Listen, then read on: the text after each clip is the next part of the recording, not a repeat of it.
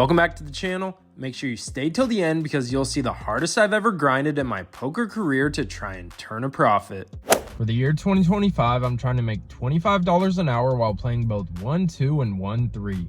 We're currently in the midst of a rough stretch, so let's see where we stand. For 1-2, I've played a total of 63 hours and 40 minutes and profited $1,926 for an hourly win rate of $30.25. I'm pretty happy with these numbers because anytime I'm profiting over 10 big blinds an hour is a win in my book. I've adjusted my schedule to finally start playing more 1-3, and here's where I'm at. I've played a total of 41 hours and 40 minutes and profited $269 for an hourly win rate of just $6.46. For whatever reason, I haven't been running as good at 1-3, but my sample size is super small, so I'm just excited to log more hours in this game and improve my play. If we combine these stats, I've played a total of 105 hours and 20 minutes of live poker and profited $2,195 for an hourly win rate of $20.84. These numbers looked a lot better just a few weeks back, but we're currently on a mini downswing of $1,178, which killed our hourly win rate. This isn't the biggest deal ever because the 1-3 game plays so big, but in order to get out of this rut, I gotta stay confident in my abilities and keep a strong mindset going forward. The only way to get out of a downswing is to keep playing more poker, so let's head out to the nicest card room in Northern California, which is none other than Stone's Gambling Hall. We buy into the 1-3 match stack game for $500 and got off to a slow start because we were 30 minutes into the session and down around $150. In our first interesting hand of the day, the $6 straddle is on, and two people call the $6. Now the cutoff raises the price of poker to $35, and action folds to me in the small blind when I look down at ace-3 of diamonds. I usually 3-better fold in the small blind against the late position raise, but I figured I had no fold equity because I had a shorter stack, so there's 0 point in 3-betting. I could obviously fold, but in my opinion this is a perfect hand to play in a multi-way pot because I could flush over flush someone and hit a sneaky 2-pair. So I call, and so do the other two limpers, so we're going 4 ways to a flop with 140 already in the middle, and it rolls out 9-6-3 rainbow with 1 diamond, giving us bottom pair and a backdoor flush possibility. I check and flow, and surprisingly action gets checked around, so I don't think anyone is too strong in this spot. Turn rolls out the 4 diamonds, now giving us a flush draw to go along with our pair, and I don't see a point in betting yet. I'd rather check and see what our opponents do to pick up free information. One of the players in early position throws out a bet of $65. Now the cutoff, who's the original raiser, puts in the call, increasing this pot to $270. Since the cutoff didn't see bet on the flop in position and now just called the $65, I don't think he's strong at all. I could call as well and hope I hit my draw, but I don't think that's the best play here. I'd rather put max pressure on all our opponent's holdings and go all in for my remaining $315. I figured I'd have enough stack depth for some fold equity, and adding my tight image to the mix, they'll probably think I have a monster. But if I happen to get looked up, I could still rely on hitting my diamond draw or spiking a 3 to make the best hand. But we don't have to rely on that because both players quickly toss their hands in the muck, and I win a decent sized pot with just a pair of 3s. Just a few hands later, Under the Gun opens the action to $35 with no straddle on, which is a huge raise for this game, so I'm putting him on a monster. I'm next to act and look down at the Cowboys, pocket kings. Obviously gonna put in a 3-bet, but since he raised so big, I don't need a 3-bet huge since it'll be easy to get the stacks in. So I make it $95 to go, and now the big blind puts in the cold call. Original raiser debates putting in a 4-bet, decides to call as well, increasing this pot to $285 before even seeing a flop. Would be nice to double up and win a huge pot early on, so all we need is a good flop to get it started. That's not what we get when the flop runs out ace-10-9 rainbow, giving us second pair. Checks to me, and I could check it back, but I figured there was merit to c-betting so I could get value from pocket queens, pocket jacks, queen jack, and 7-8. So I throw out a bet of $125, and the big blind quickly calls. Not concerned I beat just yet, but now the original raiser puts in a re-raise to $275. Now I'm just kicking myself for not checking back the flop and seeing a free turn because I could have picked up information in position. I I'm basically putting our opponent on ace king, ace 10, pocket 10s or pocket 9s since I've shown so much strength c-betting in a 3-bet pot and he still decided to raise me. Given that, I see 0 point in continuing, so I toss the ace magnets in the muck and so does a big blind. Never found out what under the gun had, but I think it's safe to say I just punted $125 with that c-bet. Next hand up, there's one limp in early position. Now the low jack raises to $15. Cutoff calls, and I look down at 8-7 of hearts. Occasionally I'd 3-bet this hand, but was still getting a feel for the table, so I decided to call, try see a cheap flop. Now the big blind decides 15 isn't enough and puts in a 3-bet to 60. Low jack and cutoff get out of the way, but since I have position and only have to call $45 more to win a pot of $150 with the hand that plays well against big cards, I'm in there. I put in the extra chips. We're off to a flop heads up of 10-6-3 with one heart, giving us a gut shot and a backdoor flush draw. Our opponent decides to c-bet for $50, which is what I figured he'd do with his entire range. I felt like that was a fair price to float and see what develops, so I put in the call, and the turn is super interesting in the 5 of clubs now giving us an open-ended straight draw. I was hoping he would check, which would signal to me he has a hand like ace king or ace queen, and I could use my equity as a semi-bluff just like I did with ace 3 of diamonds earlier, but instead he pushes me all in for $240. Against all his overpairs, I only have 8 outs. As much as I just want to call and crack an overpair, I'm just not getting the right pot odds, which forces me to fold and take the L. We're now the official short stack on the table, and I don't like playing less than 100 big blinds, so I add on $500 to my stack and I'm now into the game for $1,000 total. I decided to seat change to get a better view for the vlog and mix things up, and in this hand the hijack opens the action to $10, and to me this screams sizing tell. I've noticed his standard raise has been $15 to $20, so I'm sensing weakness. Folds me on the button, and I look down at the worst hand ever created in 7 deuce offsuit. Could obviously fold, but what's the fun in that? I have a vlog to make. I raised the price of poker to $35, but now the big blind decides to put in the cold call. Cold calls are almost always pocket pairs, suited aces, Broadway cards, and not much else. Folds back to the hijack, and as expected, he tosses his hand in the muck, so our read of him being weak was spot on. Now we just have to navigate 7 deuce offsuit against a strong cold calling range, but at least we have position. Off to a flop heads up of king jack 4 rainbow, giving us 7 high in a dream. Our opponent checks it over, and I start off with a c-bet of $30. No point in betting big here because I expect him to fold all his pocket pairs under a jack since this board hammers my 3-betting range. But our opponent doesn't fold, and now quickly puts in the call, increasing this pot to $140. At this point, I think his range is easy to narrow down. Literally every Broadway hand possible, and that's it. Hoping for a low card so I could represent aces, ace king, and pocket jackasses, but that's not what we get when the turn rolls out the worst card in the deck and the queen of clubs. Now a lot of the hands in his range either make a straight like ace 10 or make 2 pair like king queen or queen jack. His other hands like king 10 and jack 10 also pick up a straight draw to go along with the pair, so I never see him folding to any size bet, which is why I decided to check it back and see what develops. Off to a river, and it rolls out a complete blank in the 4 of hearts. I was expecting him to bet at some frequency, but now he decides to check it over again, and I'm sitting here with just 7 high. I'm almost 100% certain he would have bet all his straights in 2 pairs, so if we range his hand even more, I think he's sitting here with 1 pair at best with a hand like queen 10 or jack 10.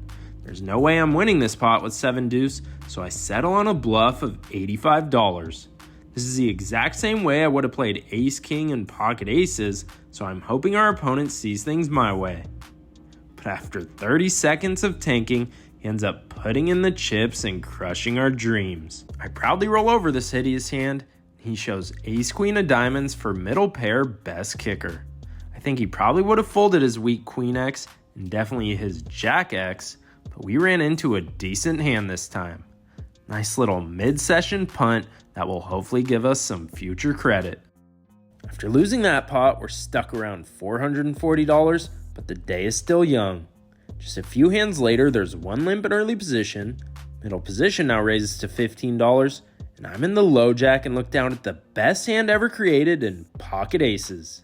I put in a small 3-bet to 45, and after getting caught bluffing with 7 deuce just minutes earlier, I'm expecting to get a ton of action and find a double up to get us back in the land of profit. But everyone folds. Son of a bitch!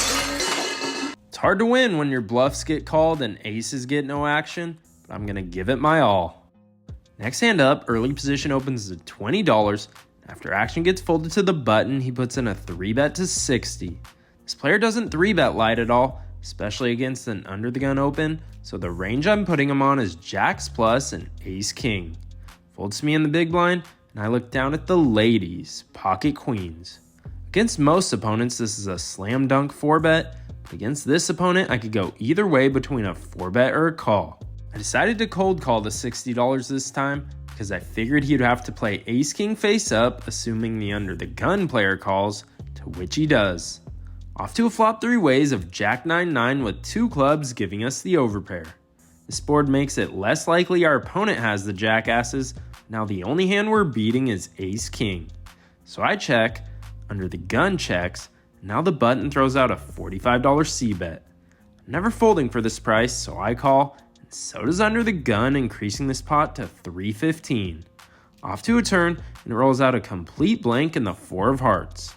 I check again, now action gets checked through, and since there's a flush draw available, I don't think the button would slow down with his overpairs, so I'm basically putting him on ace king. No clue what under the gun has, but we're off to a river, and it peels off another blank in the 3 of diamonds. I don't think anyone is strong at all, so I decide to throw out a super small bet in comparison to the pot of $75, but both players end up tossing their hands in the muck, and we finally scoop in a decent pot. We're now only stuck a little over $300, and in this game that could be turned around into profit super quick.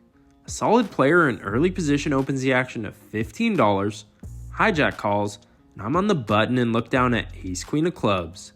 Good enough for a raise, so I make it $60 to go and just get called by the original raiser. With $135 in the pot, the flop comes out jack 9-9 with 2 clubs giving us the nut flush draw. The crazy thing is this was the exact same flop as last hand, so hopefully that's a good sign. He checks, and I start off with a c-bet of $60. He wastes no time before putting in the call, which is what I assume he'd do with all his pocket pairs, draws, and jack X hands. Pot's now up to $255, and the turn rolls out the queen of spades giving us top pair, top kicker. He checks again, and in my opinion, I don't see a point in betting in this spot. None of his smaller pairs are ever calling a bet, and even some of his jack X hands will probably fold because they're scared I connected with the queen.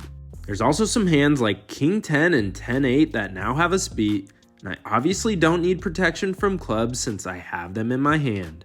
So I check it back. We're off to a river which rolls out the ace of diamonds giving us top 2 pair. I was expecting our opponent to check again, but now he throws out a bet of $140, which I hated to see. You can't have the nut flush draw that river top pair because I have it in my hand.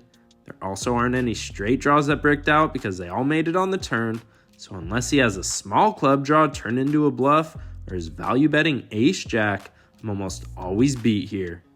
But unfortunately, I'm not good enough to make this fold for that price, so I put in the side call and he shows 10-9 of hearts for flop trips. Not too upset that I made the call because it's hard enough to make one pair, let alone top 2, but I think it's safe to say if I was locked in, I could have found the fold. We played for a bit longer and luckily got a little back with pocket queens, but couldn't complete the comeback, so let's get to the outro. We picked up some monster hands all day, but somehow couldn't manage to book a win. In for 1,000 and out for 534 for a $466 loss. In our first hand of day 2, we get involved in a local famous $15 bomb pot. 8 people decided to join the party, so there's $120 already in the pot, and I get dealt the jackasses, pocket jacks. Hoping for a clean flop, and that's what we get when it rolls out 10-7-4 rainbow, giving us the overpair. Early position leads out for $45. Next act calls. I decide to call as well since it's a bomb pot and our opponents can have any 2 cards, so I'm not confident I'm ahead yet. Everyone else gets out of the way, so we're off to a turn which peels off the 6 of clubs, putting 2 clubs on the board. Even though 8-9 got there for the straight, I'm not too worried about it since both opponents checked it over to me, which in my opinion gives me the green light to value bet. I throw out a bet of $105 targeting all the 10x hands and random club draws out there, and just get one customer, increasing this pot to $465. Off to a river, and it rolls out the Jack of Diamonds, giving us top set. Our opponent checks it over again, and since he only has around $200 left in his stack, I think there's only one move, which is all in. Unfortunately, he snap folds and chose Ace King of Clubs for the missed nut flush draw, but super happy we were able to fade the 15 outs he had and scoop in our first big pot of the day. Just a few hands later, there's one limp, and I look down at the least popular hand in low stakes poker, an Ace King offsuit. I make it $20 to go and get called by a player in middle position and the original limper. Off to a flop 3 ways of 8-7-3 rainbow, giving us just 2 overcards. Early position checks, and I decide to check just to see what happens. Middle position snap checks it back, and glad he did because the turn peels off the King of Hearts, giving us top pair, top kicker. Checks to me again, and with 2 hearts on the board, I decide to value bet for $30 and just get called by the player in middle position. Figured he has some straight draws that didn't want to bluff on the flop, a worse king, or some random flush draw. Off to a river, and it peels off the 10 of spades. King 10 now beats us, but a hand like 10-9 that missed the straight makes a pair now. So I decide to implement the bet fold strategy. Bet a sizing that 10-9, King Queen, and King Jack can call, but if I get raised on the river, I know I'm beat because river raises are almost never a bluff at the low stakes. So I throw out a value bet of $45, and now our opponent raises to $155. I had a plan going into this bet, so I decided to stick with it and toss my hand in the muck. And glad I did because our opponent said he was trapping with pocket 8s for flop top set. Not calling off in these spots will save you a ton of money in the long run. If you don't believe turn and river raises are almost never bluffs, just keep an eye out at your local card room and see for yourself. Just a few hands later, early position opens the action to 15, cutoff calls, and I'm on the button and look down at pocket 8s. Usually I just call with this hand, but I'm trying to be more aggressive with these middling pocket pairs. So I put in a 3-bet to $60 and just get called by the original raiser. With 135 in the middle, we're off to a flop heads up of Jack-Jack-7 with 2 spades, giving us middle pair. He checks, and I start off with a value bet of $55, and he quickly tosses his hand in the muck, telling me he had Ace-King. I think playing these hands more aggressive, especially in position, will help me get paid a lot lighter in the future and increase my hourly win rate to hopefully crush our goal of $25 an hour. For this one, under the gun 1 limps, a super action player next act now raises to $16, and I'm on the button and look down at the ladies, pocket queens. Obviously gonna put in a 3-bet, so I make it $45 to go, and when it folds back to the action player, he decides to go all in for $200. Easiest snap call of my life, and I roll over my hand like I always do when I'm all in, and he shows the Cowboys, pocket kings. Just when we were finally building momentum from that shit show yesterday, we run into this disgusting scenario. With $400 in the middle, we're off to a flop, and it rolls out Ace-10 Queen, giving us middle set in the Miracle 2-outer. Not out of the woods just yet because he still has outs, but the turn and river are both clean. We suck out in this solid sized pot. Never sorry when doing so because it always evens out in the end. With that being said, I just got one thing to say. Tell them to bring me my money.